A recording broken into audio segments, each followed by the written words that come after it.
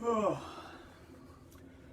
Good morning, folks, and may the 4th be with you. That's right, today is Star Wars Day, which is really awesome because this is also when I'm doing the live chat. So I friggin' love Star Wars.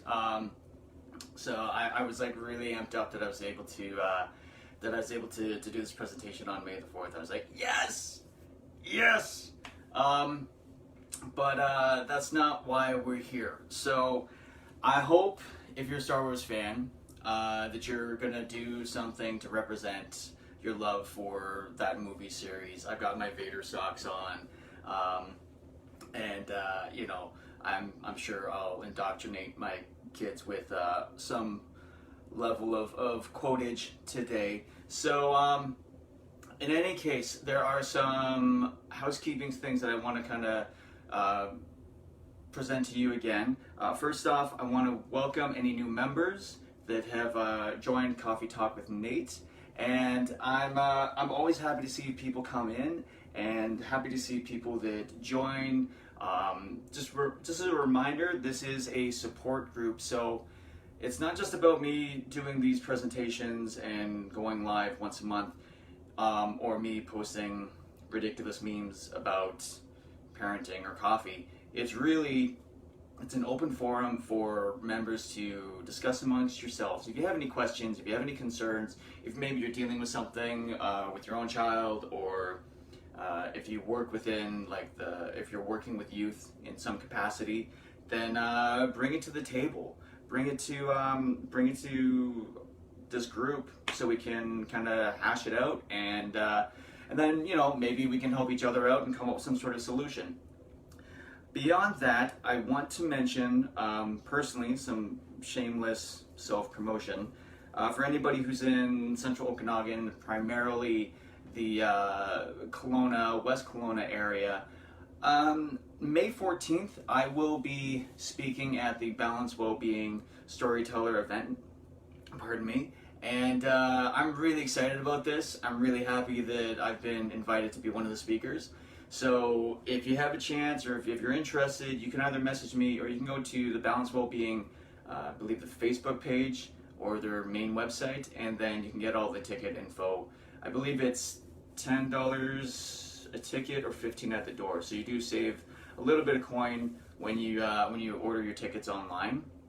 And the other thing I wanted to mention is keep your ear to the ground, because tomorrow I'm actually going to be sitting in with the I Love Kelowna podcast, and going to be doing an interview with them. So again, I'm really excited about this, and I'll keep you folks posted, because I think I've listened to a few of them, and really like what they're doing, what Luke's doing with the podcast. So I'm really excited to be invited again, and to do that interview with I Love Kelowna podcast.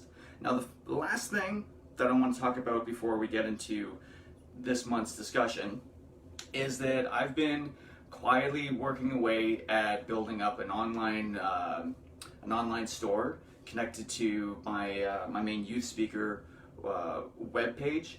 I am, of course, always open for speaking and for life coach services for teens and young adults, but for public speaking, I've always kind of tried to have some merch available that I could bring to, like prize packs or things like that for like larger audiences. Well, some of that merchandise is now available online. So if you were to go to hurthealrepeat.com, click on the merchandise button, you'll see all the things that I was already kind of in the process of designing, or that was already up. Plus, I've added a few new items, and shipping is available all throughout North America, to the best of my knowledge, and even through parts of Europe. So, I wouldn't say not quite worldwide, but it's still pretty cool. So again, if you want to check out what we got at the store, go to hurthealrepeat.com and just click on merchandise, and you'll see all the fresh new digs that have come up. So, shameless self-promotion aside, today we're talking about positive role modeling, and it's interesting because usually when I have this conversation about this topic, it's with strictly with parents or people who, they're new to the parenting game. But when you really think about it, positive role modeling is it's a life skill that's, really important for just any of us. Whether you're working with youth or just even if you're working with adults, I mean, we all have, at some point in our life, we've looked up to someone. We've looked up to, maybe it's somebody that we saw on TV or in the movies. We're like, hey, that person's like really cool. Or it could just be friends or family. We all have, on some level, a positive role model in our life, or we have had positive role models in our lives. So before I really dig into this, I want you to just take a moment and think about who, past or present, you've looked up to. Again, it could be a celebrity, but in most cases, a lot of us, we tend to look up to the people that are closest to us in our life. So that could be your parents or grandparents or close relatives, maybe an older sibling, guardians or teachers, youth workers, scout leaders, for those that did Beavers, Cubs, Scouts, all that, or guides, we've all had somebody. I mean, even as an adult, I think back and I've had, managers, my direct supervisors that I've looked up to because I admire their level of work. I admire their integrity. I admire their ability to problem solve, without completely losing their mind or, power tripping. Like we all have, in some level, positive role models. So really, when you think about who you look up to, then imagine yourself in the position of being looked at, being monitored, because especially if you have kids, their biggest role model and the biggest influence in their life is going to be you. Straight up. Like there's no way to get around that. If you're a parent, you are, congratulations, the top #1 pick for being a positive role model in your child's life. And if you're not stepping up to that, I'll be honest with you, parents who don't step up, then it's a youth worker's job to take over. It's an agency's job to take over. And that can be very traumatizing for a child, because the person that they look up to the most, if they're not emotionally available or if they're setting a bad example, then there's this trickle down effect. So if that makes sense, like for us, it's just as adults, the importance of being a positive role model. It's psychology today, I'm just reading off of some of my notes, states that most of us don't come equipped with a clear set of ethical standards on our own, quote unquote. We receive these lessons from others to a certain extent, but it's more likely that we acquire our moral sense through vicarious processes. So what that means is that we have children who are looking for a positive influence. They're always learning from their environment around them, and when they see adults that are acting in a proper manner, or just in a having healthy relationships, keeping their cool under pressure. Let me think, what else? Like there's, actually one that comes to mind is when somebody, if you've ever heard the statement, no one is born a racist, hate is a learned process. It's very true. And that's children, when they're born, they know nothing of hate. They know nothing of bigotry or whether they're instituting racism or they're the victims of it. It's as they get older and they start to see what's happening within the society around them, and primarily what's happening within the home and the views of how to approach racism or superiority or whatever, then they start to understand, they start to believe that that's okay. And that's a vicarious process.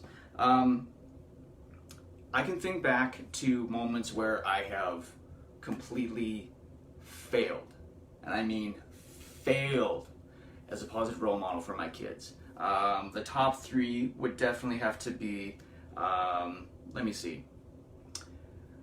losing my temper in front of my kids, in front, at a complete stranger. Like, I had a terrible day, and when I mean I lost my temper, I mean, like, I went off. Like, it was absolutely horrifying when I think back to how I reacted. And, you know, my kids in the moment, like, they thought they were in trouble because of, like, I was just angry and I was just mad and all of that. There was the fallback from that. There was a lot of conversations and discussions with my kids and apologizing, because I don't ever want them to see that side of me ever again.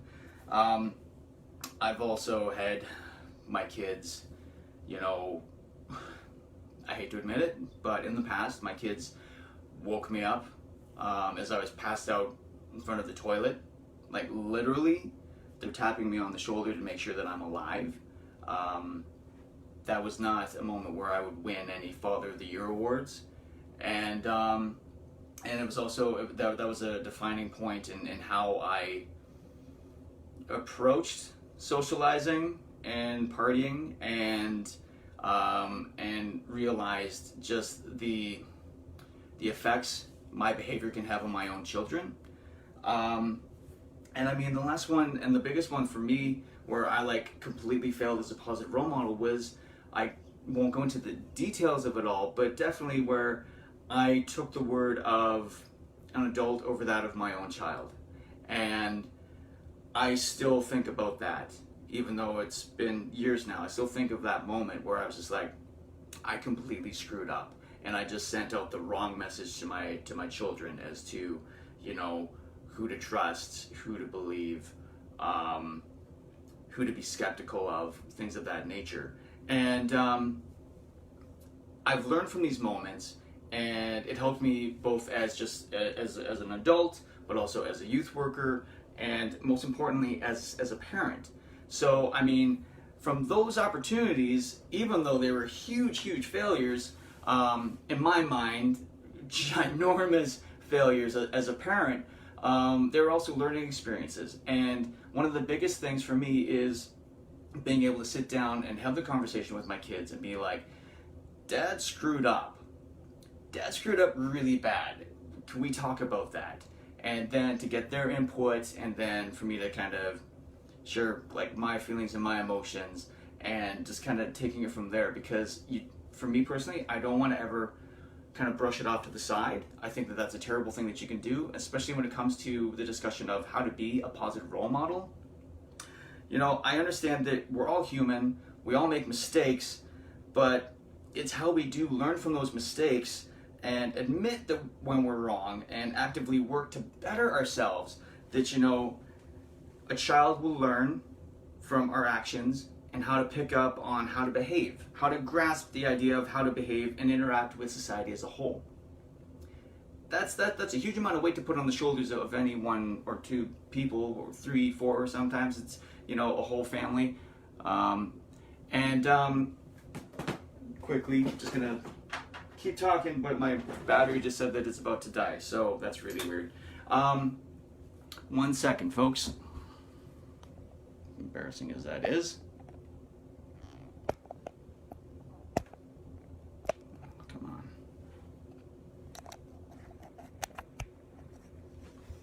And I'm gonna have to do a quick adjustment, but you want to know something, folks? I'm also gonna keep talking. Excuse the shaky cam.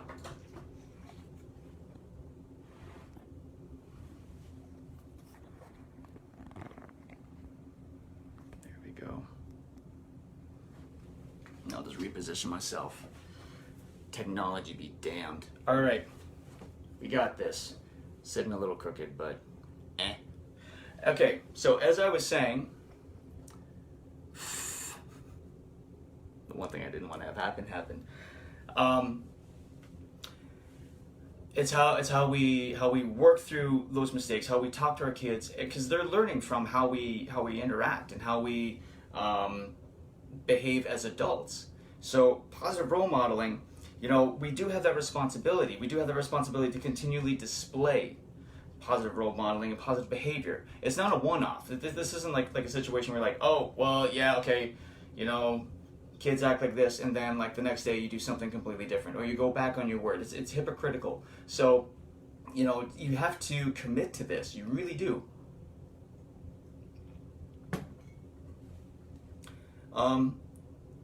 It can be challenging. It can be very challenging. Livestrong.com actually defines role models as subjects of admiration and emulation. And that through personal qualities and achievements, role models can inspire others to strive, develop without direct instruction. That's like the end game. That's like the biggest goal. But how do we get to that? Well, first things first. To be a positive role model, you have to be prepared to take that long, hard look at your own life. Like really, truly, what are you doing that you might sit back and be like, that's kind of stupid, or I really wish the kids didn't know about that. Or even as a youth worker, I mean, there were plenty of moments where I was always leery of bumping into a client out in public, because I mean, you know, we are human, we are allowed to go socialize and have our own fun. So, you know, bumping into them and then trying to explain to them how, yeah, you may have had a couple of drinks or whatever, and then they're expected to be, you know, sober so that they can maintain their bed. Like there's some issues around that. You have to be very, very mindful of just what's going on in your life. Are you quick to temper? Are you, do you have concerns around substance use? Do you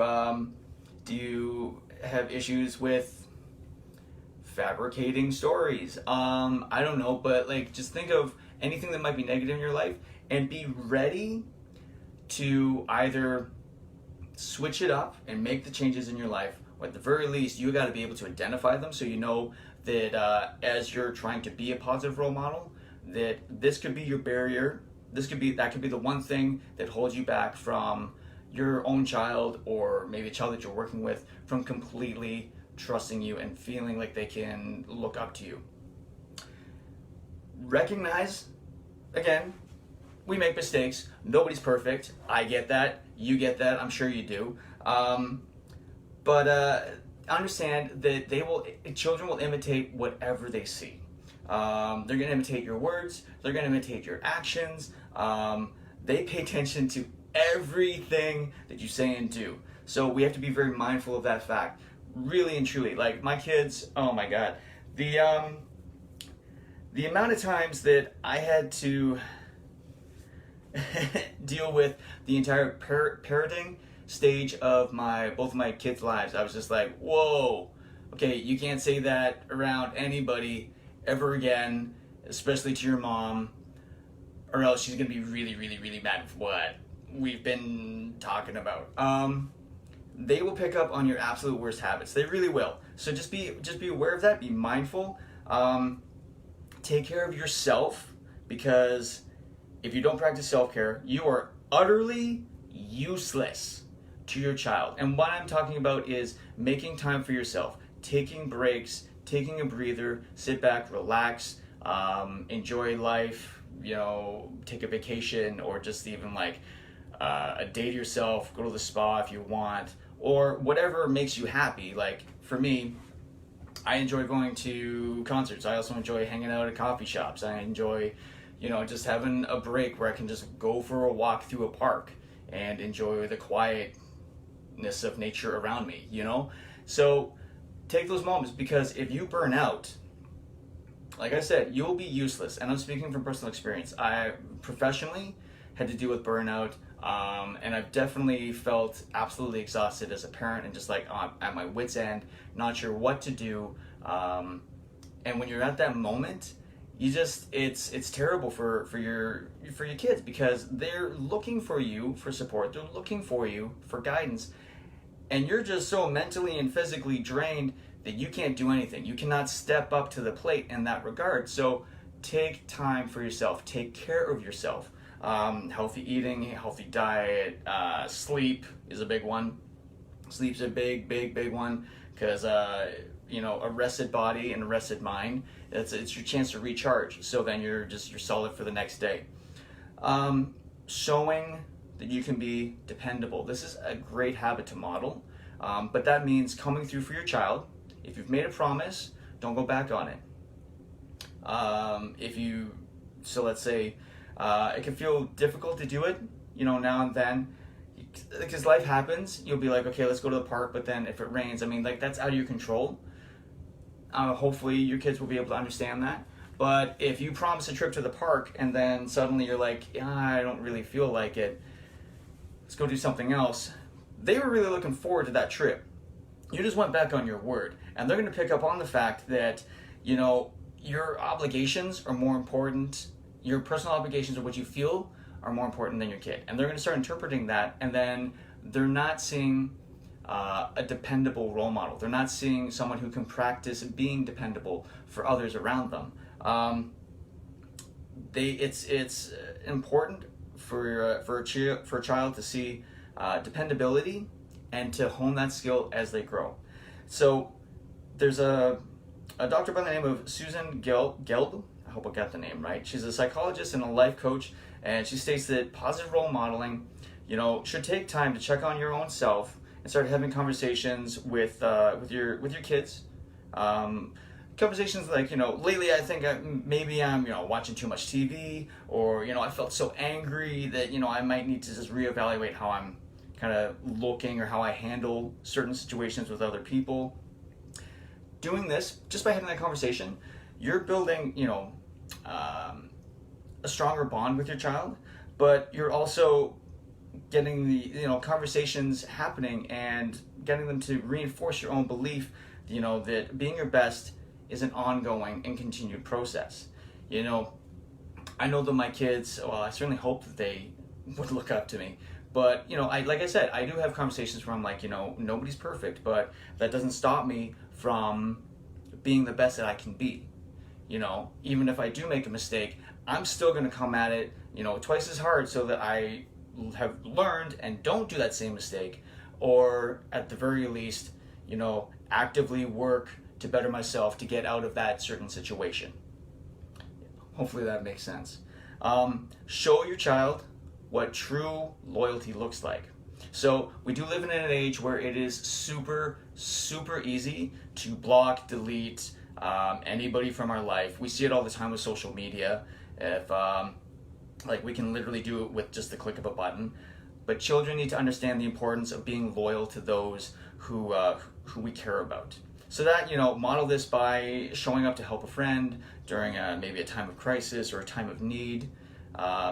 Sticking with, like, say, a local business that's, served you and your family very well, and not going to, the big mega store that maybe popped up.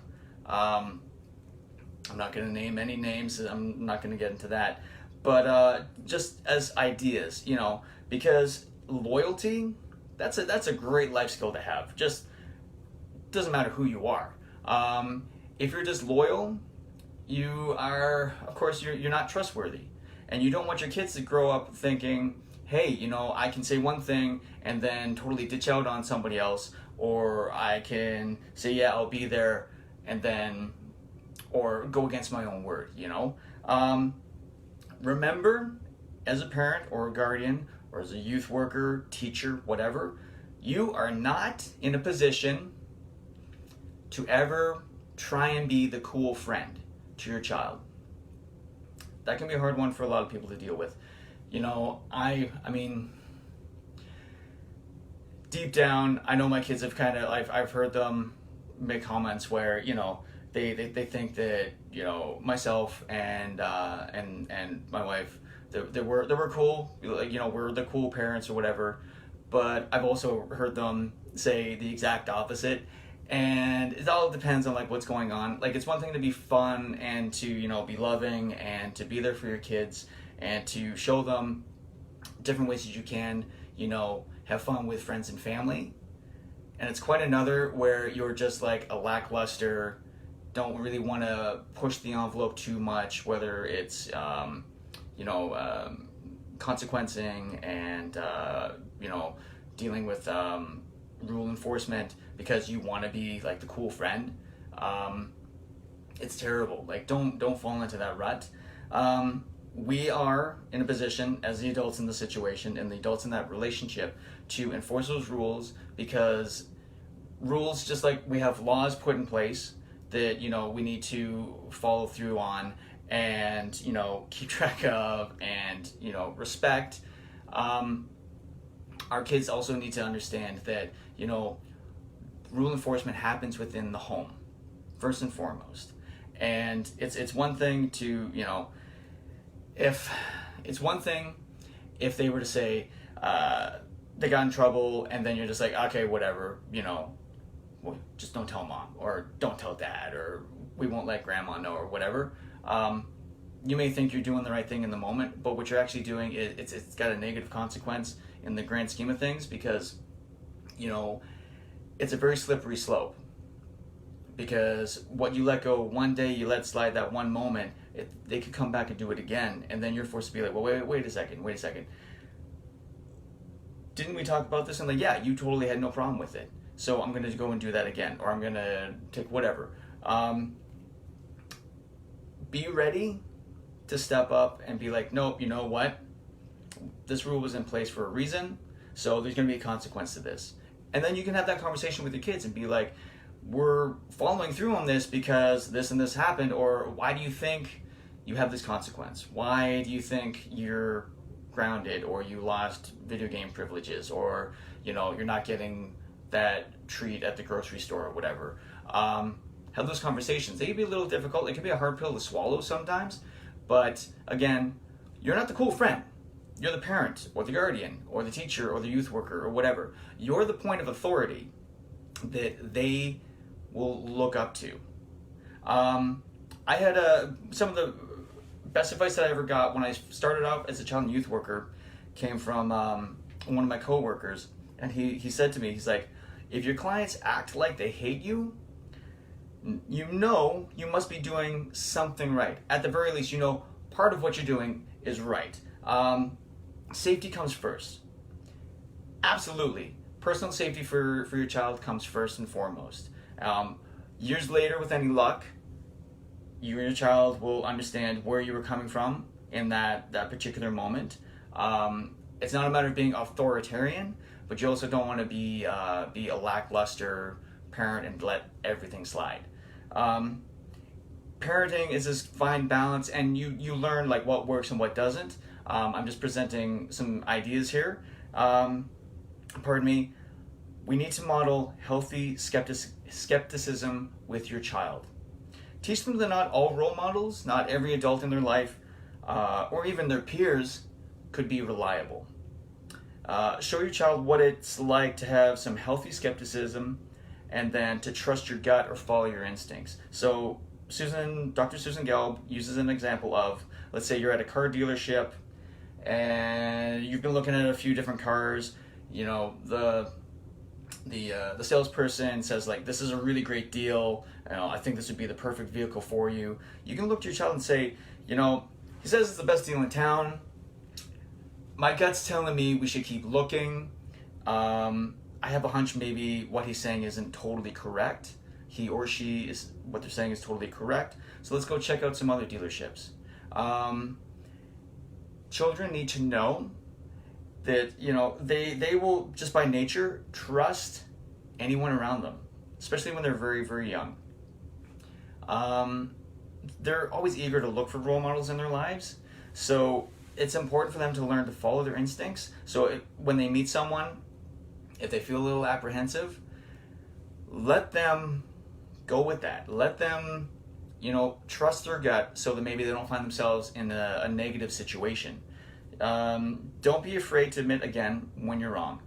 When you're having the conversation of saying, like, you made a mistake, don't make excuses. Just take responsibility.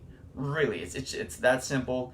It can be a little difficult to sit down with your kids and be like, yeah, I kind of messed it up. Let's talk about that. It's important that you're not making excuses. Like, own it. Own that mistake. Own the fact that you screwed up. Own the fact that that you realize where you went wrong, and that you're going to actively do what you can to change that behavior or change that action so that you don't make the same mistake again.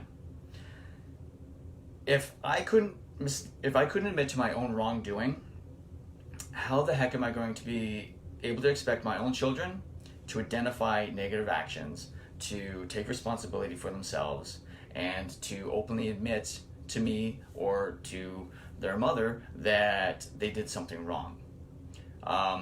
That is a behavior that they will learn from you as a parent or from you as a guardian, teacher, youth worker again. I've already kind of talked about consequencing. So just if your child breaks a rule, take a moment just to think about an appropriate consequence. If you're, for example, let's say your kids are just running around and they knock over like a glass of milk on the table or whatever. Big spill across the whole table, it's coming down onto the floor, whatever. You know, the appropriate, at least for me, appropriate consequence would be like, that's your mess, you're gonna clean it up. Or the two of you made this mess, so you're gonna work together to clean that up.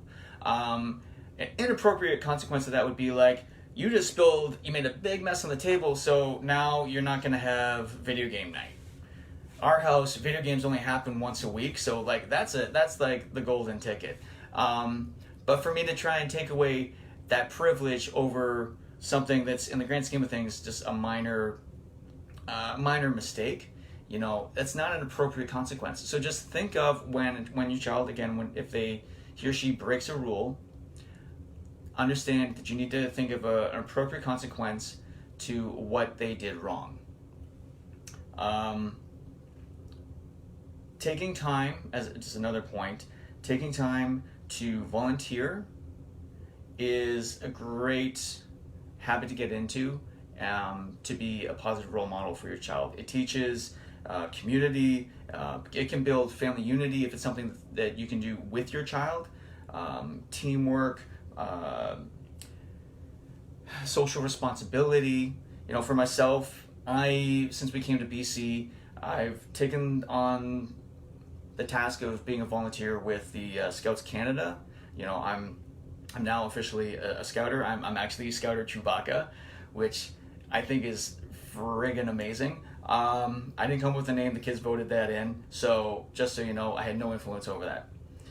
And that's why I'm so proud of my Beaver Lodge. But as a Scouter, it's like, you know, I'm gonna do what I can as a volunteer to teach them skills, to teach them, you know, my own son included, some healthy habits, skills for growing up. You know, I know that there are some youth in that group that, you know, they are desperately looking for positive role models in their lives. So as leaders, as a volunteer, we have that responsibility to step up and to model positive behavior and positive life skills for them to learn. And plus volunteering, like you really do get to know more about your own community around you when you take time to volunteer. And I don't know how it is across Canada, but I know in Ontario, for high school, you have to have a minimum of so many volunteer hours. I mean, honestly, if your kid sees that you're doing it already, it just becomes common knowledge, like this is something that we do. And then it doesn't feel like it's this huge task that has to happen later on in their life. You just kind of like meld into it, and then you can see them volunteering on their own. And it's like, it's no big deal. But again, you're building community, you're building social skills. There's so many pros to becoming a volunteer for whatever, soup kitchen or food bank or like a scout group or community organization, whatever. But just think about maybe some options that are out there. Because, I mean, volunteering, it's like maybe out of your entire work week, an extra 2 hours. It's your free time, I get that, but again, it's about modeling positive role modeling and behavior for our future, our kids. You know, that's what it comes down to. This one is the next point that I want to talk about, showing self-control. It's huge. I know, because I've been on the opposite spectrum of that whole conversation. A lot of people have a hard time believing this, but when I was younger, I did have to go through anger management. I'm, for the most part, a very chill, very relaxed individual, but I I still have moments where like my temper gets the better of me, or I would hold stuff in, and I'm just like, it would just build up and build up and build up, and then you snap and you lose self control over like the smallest minor little thing, and it's just ridiculous. So I mean, as a parent, I've had those moments, and I spoke about this at the very beginning, that my kids have seen me lose my temper. My kids have seen me at some of my angriest moments as a grown adult, and it's ugly, and I don't ever want them to see that again. And it's something that I have to be aware of on a daily basis, so that I can model self-control for my kids, so that they don't take the same path and feel that they can behave in the same way that their dad did. It's really, really, really important for me especially, but I'm going to put it out there for any of us to think about self-control in a moment of, like, say, if you're driving, you get a little road ragey, or you're just getting annoyed waiting in line at the grocery store, or you're at, I don't know, license bureau, whatever, or just having patience and having self-control with your kids. Because I mean, kids are kids. They're going to run around and be active, hopefully, and excited and loud and just all over the map, and it can feel like you're trying to herd cats when you have a whole room of them together. If you've ever hosted a kid's birthday party, you know exactly what I'm talking about. But you can't just lose your mind. You have to be aware of your own behavior. You have to be aware of your triggers. You have to be aware of what you can do to model self-control to your kids. Releasing your emotions, getting stressed out, angry, that's healthy, but it's how you react, or how you show that your kids are going to pay attention to. They don't see everything that's happening on the inside. They don't see it building up, unless there's like an actual like physical response to how you're feeling, red in the face or whatever. But it really comes down to the point that all they're gonna see is you go from calm and maybe a little annoyed to just losing your mind.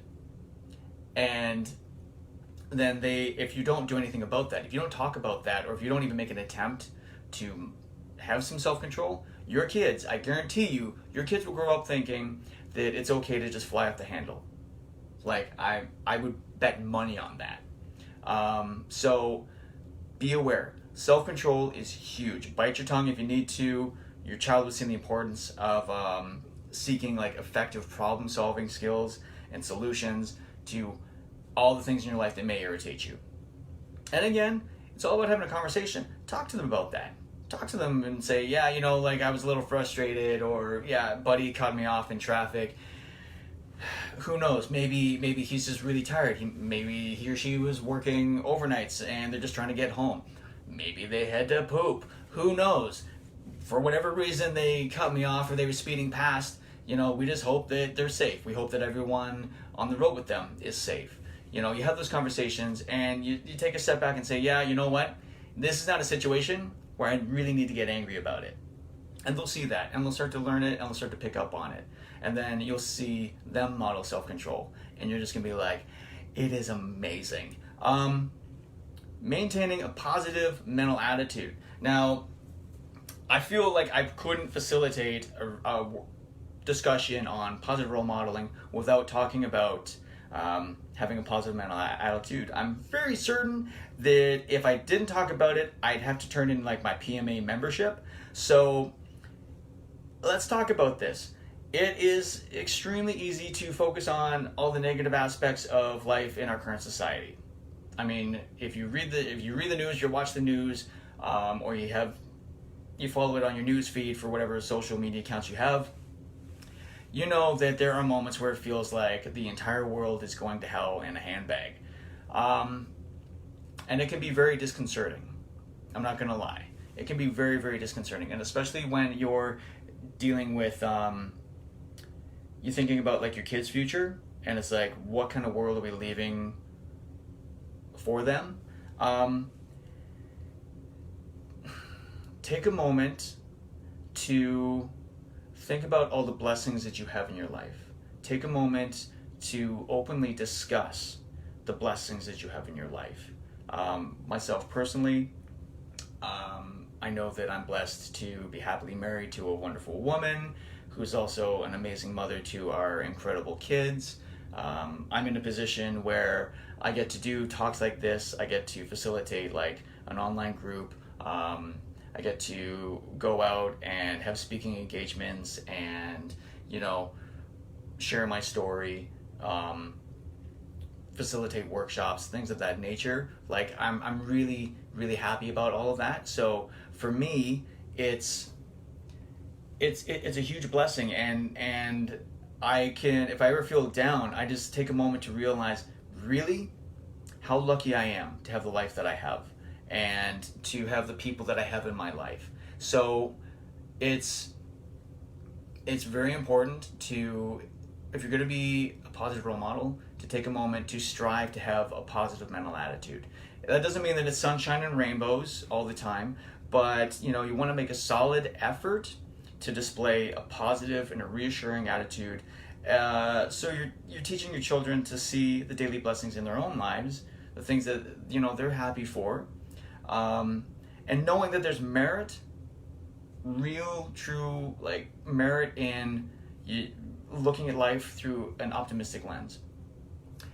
It's like I said, it can be difficult some days. It can be very, very tricky. Some days you just wake up and you're just like, screw it all. This is just going to be my grumpy cat day. And coffee helps, just putting it out there. And the other thing that you want to think about is when you follow a PMA mindset, you're able to still have a realistic lens of what's going on around you, but your focus is not letting anything negative come into your life, or I wouldn't say come into your life, but take over your life, take over your concentration, take over, just how you look at the world. Because if we all just kind of gave up and became apathetic to everything around us, nothing would change. In fact, things would just progressively get worse. So we have to actively take on the role, and it starts with ourselves, to be a positive role model and to show what it is to have a positive mental attitude out in society. Talk to your kids, take a moment, talk to your kids about some goals that maybe they want to set. Implementing and achieving goals is actually, it's pretty cool, and you're teaching them the importance of organization and self-discipline. This could be in their day-to-day life. Like, you could help them think about some goals that maybe they have. Think about maybe some things that you want to do. Do you want to get to the gym every day? Or do you want to, work on a schedule of like, go to the gym twice a week and eat healthy or eat healthier or whatever. But have those conversations, set your own goals, talk to your kids about them, and then ask them if there's anything that they want to try and strive to. You can create some great like little milestones in their lives, or just benchmarks, I guess would be the better way to call it, benchmarks that your kids can move towards. And then when they hit that moment, when they reach that goal, go out of your way to offer them as much praise as possible. We're really, humans, we're reward based. We feel great when we get rewarded for the hard work that we've put in. Job promotions or a pay raise or whatever. With kids, it's the same thing. It worked in school, you did really well on a project or something, you got your sticker, you had the whole sticker system. I don't know if I was the only one, I doubt I was the only one that lived through that, through elementary school. But rewards work. So when your kids have achieved whatever goal they set, make sure that there's a reward to follow up on that, so that they know, hey, this is awesome. So now the next goal that I'm going to set, maybe I'll get the same reward, or maybe I'll get something a little better. Who knows? That's for you and your child to figure out and discuss. After going through all of this, and I know things kind of went a little off script, but whatever, it's my discussion. One of the most important aspects that I want to talk about being a positive role model is something that I really want to finish with. After everything that I've talked about, after every discussion point and habit that we can get into, it will mean absolutely nothing if you can't walk the walk. If you're going going to talk the talk about being a positive role model, or you're going to talk the talk about trying to achieve that, you need to be prepared to walk the walk. Everything that you said that you're going to change in your life, get on it. Make it happen. And make sure that you're showing that to your kids as well. Because if you try and just do it all in the background, they see none of your hard work. They see none of the positive changes maybe you're trying to make in your own life. But if you're not able to follow through on what you say, then dependability, loyalty, all of that just goes out the window. And you're no longer at the top of their list as a positive role model. So if you're going to get into this, if you want to be a positive role model for your kids or for the sake of kids that you work with, talk the talk, walk the walk, and be able to back up your words with action. Probably the most important thing that I could talk about. Putting my notes away, and I just want to thank everybody for coming out, for dealing with some shaky cam halfway through, and yeah, I'm leaning on my desk, whatever. I want to take a moment to thank you for being here, for taking this opportunity to join me for this month's presentation, and I hope to see you in June. Oh, that's one thing I forgot to mention at the beginning. We have some guest speakers coming up, so keep your ear to the ground, and definitely through the summer, there's going to be guest speakers that are going to come in and make presentations for our monthly live chat. So I'm really excited about getting that all set up, and I will keep you posted, absolutely keep you posted. But it's May the 4th. May the 4th be with you. Enjoy the day, and be good, do good, many blessings, and blessed be.